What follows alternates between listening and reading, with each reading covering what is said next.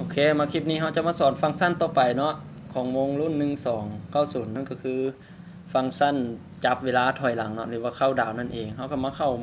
บีบปุ่มโหมดนี่เลยเนาะเพื่อเลื่อนไปหาหน้าโหมดเข้าดาวเนาะอันนี้เราอยู่หน้าโหมดปกติเนาะบีบปุ่มโหมดเนาะซ้ายด้านลมบีบบัตรอิดก็จะเป็นจับเวลาเดินหน้าตัวนี้อันนี้จะเป็นโหมดปกเนาะ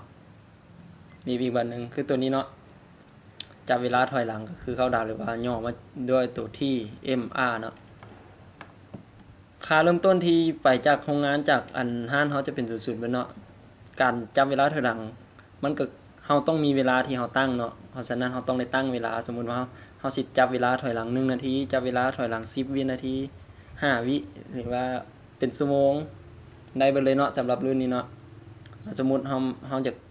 ตั้งเวลาเนาะจับเวลาถอยหลังเขาก็มาบีบปุ่มรีเซ็ตนี่เนาะตามเคยคล้ายๆคือตั้งเวลาจับเวลาอย่างนั้นเพื่อให้ได้เวลาที่เราต้องการก่อนเนาะว่าเราสินับถอยหลังจากนาทีหรือจากวิหรือจากชั่วโมงเนาะบีบปุ่มรีเซ็ตนี่ค้างไว้เนาะดังตึ๊กเนาะทำอิดมามันจะเข้าอยู่ที่ตำแหน่งชั่วโมงเนาะถ้าว่าเราอยากตั้งเนาะเราก็บีบปุ่มสตาร์ทนี่เนาะเลื่อนเวลาคือกับตั้งเวลาทั่วไปเลยเนาะถ้าเราบ่อยากตั้งเขาสิเอานาทีเนาะสมมุติว่าเราก็เลื่อนโหมดปุ่มโหมดนี่บีบปุ๊บมันก็จะมาเข้านาทีเนาะเราก็บีบปุ่มนี้เลื่อนว่าสิเอาจากนาทีตามที่เราต้องการเนาะ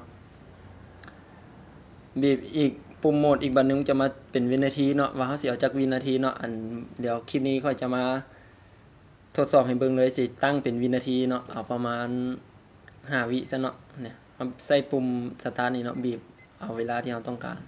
5วิเนาะตอนนี้มันอยู่5วิแล้วเนาะถ้าเราได้เวลาที่เราต้องการที่จะนับถอยหลังแล้วเนาะสมมุติว่าเราไปเข้าดาวบ่นับถอยหลัง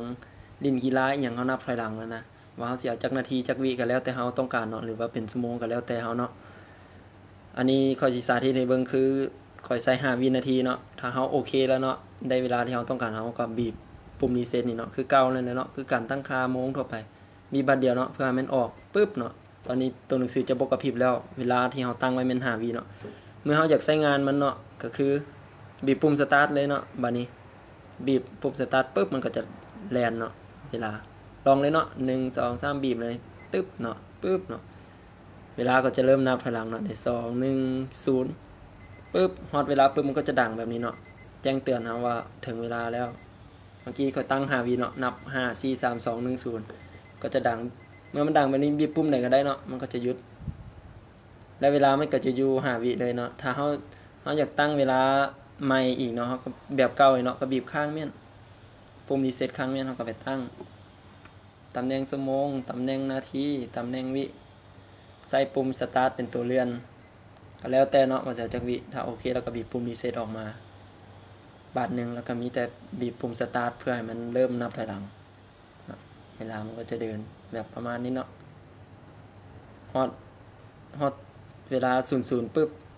มันก็จะดังเนาะประมาณนี้เนาะก็จะดังเวลาดังบีบปุ่มไหนก็ได้มันก็จะเซาดังเนาะปึ๊บประมาณนี้เนาะการใส่ฟังก์ชันจับเวลาถอยหลังหวังว่าน่าจะเห็นได้เนาะ